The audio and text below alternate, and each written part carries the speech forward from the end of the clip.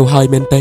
បើហេវរកអីហូបសិនទៅជីវិតយើងតែងតែប៉ុណ្ណឹងសន្សំសំចៃធ្វើអ្វីបើគង់តែចៃអស់ដាច់លុយហើយហេវទៀតតើមានលុយឯណាផ្គត់គង់ការហេវខ្ញុំបន្ទោសខ្លួនឯងណាស់ដែលចៃមិនចេះគិតប្រាក់ខែបើកមកចុងខែសល់5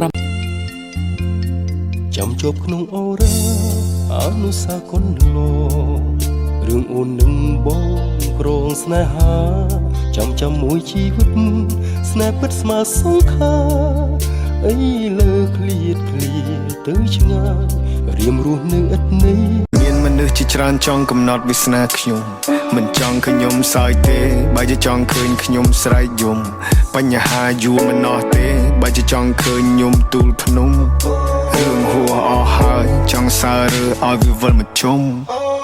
មនុស្សធម្មតាខ្ញុំមិនមែនជាទេវតារឿងស្នេហាមានពីណាកំណត់វាសនា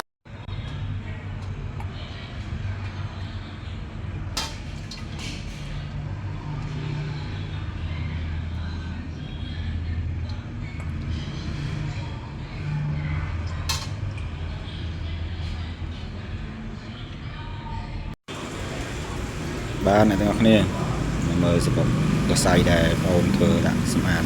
ធ្វើទឹកជូនអតិថិជនឲ្យគាត់កំងសៃវិញហើយលេសៃខ្លីពុកម៉ែបងប្អូនឲ្យចង់បានសុខភាពល្អកុំភ្លេចឆាត់សួរព័ត៌មានពីបងអូនបានពុកម៉ែបងប្អូនអ្នកគ្នាកន្លែងបងអូនសម្អាតแล้วก็មានអនាម័យខ្ពស់សម្រាប់អតិថិជនឲ្យគាត់យកទៅពិសានេះទឹកទី1ទឹកមាត់ត្រជាកម្មជាកាដូសុខភាពសម្រាប់ពុកម៉ែបងប្អូនដែលមានតម្រូវការចង់បានសុខភាពល្អកម្លាំងកាយរឹងមាំអាចឆាតឬក៏សួរព័ត៌មានលម្អិតមកខាងបងប្អូនបាន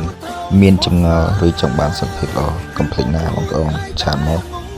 ឈប់ខាងបងប្អូនក៏មានប្រម៉ូសិនដែរពុកម៉ែបងប្អូនទិញ10ថែម2 ដបអរគុណ